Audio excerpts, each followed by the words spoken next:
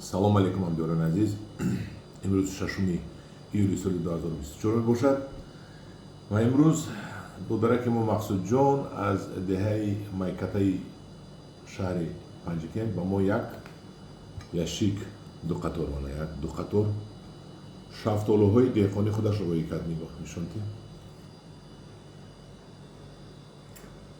ин шафтолуҳоро ман рафта дидагӣ будам вақте кабуд будам. мақсудҷон дар панҷикент дар болои кӯҳ бовар кунед 1100 метр аз сатҳи баҳр баланд. душанбе 800 аст, унҷа 1100 метр баланд аз сатҳи кӯҳ парвариш кардааст. чӣ кор кардааст? деҳаи мақсудҷони но аз ҳамин ҷое ки шафтолуҳро боғ карда парвариш кардааст тахминан 800 метр поёнтар аст. вертикал не 800 метр раҳ аст. ин хелаш як 100-150 метр аст вертикалаш росташ. як ҷои кӯҳи сангро хок кашонда аз ҳаминҷа мошини портер қатӣ бурда ҳамқадар хок рехтасту боғ кардааст. офарин ба вай мардак. вай худаша бинед, агар биниши ҷиқилен, агар нафасаш мегирад. ҳамқадар як хароб бача, як мегӯяд ки ҳеҷ қувват надорад, лекин меҳнати бача будааст. офарин ба вай. вай як қариб 1 гектар кӯҳро шафтолузор, себзор, пистазор кардааст, ангурзор, ана бо тарбуз парваришааст дар болои кӯҳ, дар болои санг. ва имрӯз шафтолу роӣ кардааст. офарин ба мақсудҷон, раҳмат, як ҷаҳон ташаккур барои ҳам қадар меҳнаташ. ва 100 та шафтолу дорад, мумкин зиёдам доштагӣ бошад. шафтолуҳояш ҳамин мебошад. ҳамин шафтолуҳои беҳтарин шафтолуҳои ҳамон аст. ман ин шафтолу аз шаҳри душанбе аст. бинед ки ин беҳтар аст. ман инашам пӯст карда мехӯрам, инашам пӯст карда мехӯрам, мазаашро ба шумо мегӯям. намедонам моли мазаашонро. мақсудҷон инро 13 сӯми дода истодааст. ҳамон бозори қишлоқи калон унҷа бозорҳо чи аст, магазинҳо аст. бо поёнтар колхозчиҳо аст, дигар ҷои обод аст. 13 сӯми аз даруни боғ бурда истодиам. акун фикр кунед ки 100 дарахт дошта бошаду 20 килоӣ гирад. 30-40 килоша мемонем. акун 20 килоӣ гирад. 2 тонна 13 сӯми 26 000 сомон. ман мақсудҷонро пурсидам, гуфтам барои чӣ хел кардед? гуфт ки охи ҳар сол ҳамин муоҷирати меҳнатӣ рафта монда шудам. гуфт ҳаминҷо обод кардем, ҳам пули муоҷирати меҳнатиро дар ҳаминҷо меёбам. акун ман медонам ки инҷира ҳама ҳамин кора кунад, ҳама ин пула ёфта наметавонад. пур мешад, ин қадраш мешиканад, нол мешад, бепул мешаду, лекин ба ҳар ҳол ҳозир кам аст. барои кадам дар кор, он ки пул мешад, кадам дар кор. анозиш дигар мақсудҷон муоҷирати меҳнатӣ нарафта бо фарзандаш ҳамон боғаша кор карда себашро 7 сӯми 8 сӯм соли гузашта супоридам, гуфт ё 10 сӯм супоридам себашро. ин шафтолуро 13 сӯм. ман авай тарбуз мефурӯшад, ана бо пистазор карда истодааст. пистазори беҳтарин, яхлаш беҳтарин. ҳама нест када пистазор кунад, ӯ беҳтар мешавад.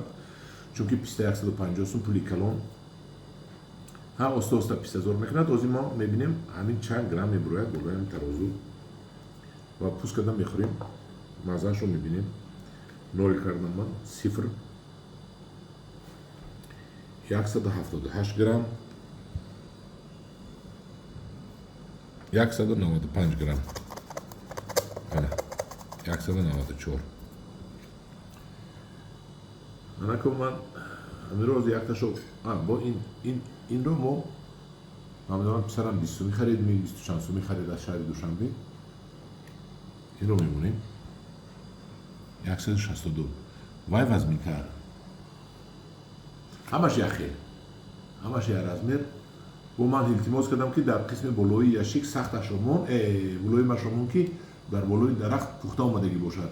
ман мулоимаш омон ки аллакай кам зада шудааст. яъне ки болои дарахт ба пухта бошад, агар ин бениҳоят ширини ба маза мешавад. ана ин болои дарахта пухтагӣ нефикрам ба, барои ки ин сахт мегӯяд барои бозор. ҳозир мебинем кани аз донакаш кадомаш ҷудо мешад, кадомаш ҷудо намешад, кадомаш чӣ маза дорад. мегирем аввал ман ҳамин шафтолуи мақсудҷонро. ман инашро гирам ки аллакай пӯсташ худаш хиста истодааст.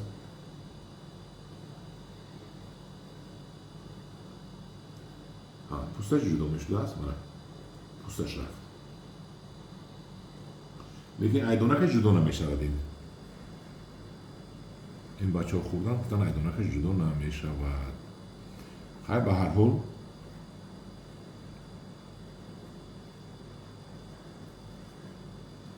خیلی نقص شد. ما در اینجا میمونیم رو و اینش رو میگیریم. بسم الله الرحمن الرحیم. این سخت، این بگم شفتالی این طرف باشه، طرف قرآن طرف. یا پوستش جدا نمیشود، پوستش جدا نشد. منه دونهش رو جدا میکنیم. این دونهش جدا شد، این جدا نمیشود. حاضر چشیده میبینیم کدام شیرین. من به شما گپ میزنم. کوش همدوران عزیز، من اینجاشو بریده خوردم. اینجاشو، این قسمتشو و ایناشو اینجاشو خوردم قسمتشو. باور کنید این تروش، اینش تروش شهر دوشنبه خریدگی تروش از پنجگین آوردگی. حقیقی شفتالوی با مزه هست که شیرینی که بوی شفتالو میگیرد. خانه دورت خانه بوی شفتالو میگیرد.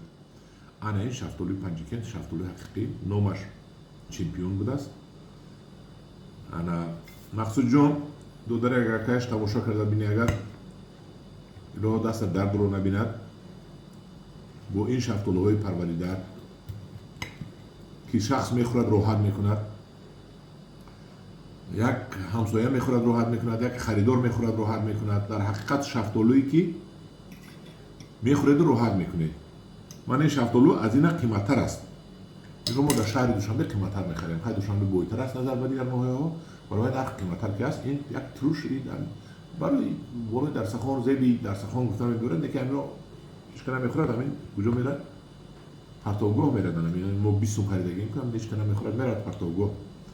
برای همه من تکلیف میکنم با آدم‌ها که خیلی پول شده گفته هر خیلی چیزا با بزرگ نبرورن و همین پزانده خوشور کرده برورن که همین میخریدگی آدم راحت کند و خورده و در حق شما دعا کند. همدیاران عزیز، اگر همین نواری که من به شما پیشنهاد کردم به شما معقول شده باشه سخنان من، یک لایک رو چکید. یک کدامی تماشا میکند التماس در گروه انگور و باغ پادپیسکه کنید. در همین یوتیوب تماشابین 40,000 50,000 پادپیسکش 15,000 20,000 دیگر آدم به پادپیسکه تماشا میکنن. خیلی پادپیسکه کنید هیچ کم نیست. همدیاران عزیز در پناه خدا باشید.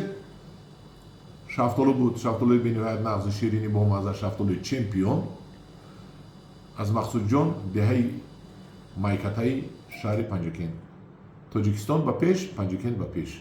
در پناه خدا باشید.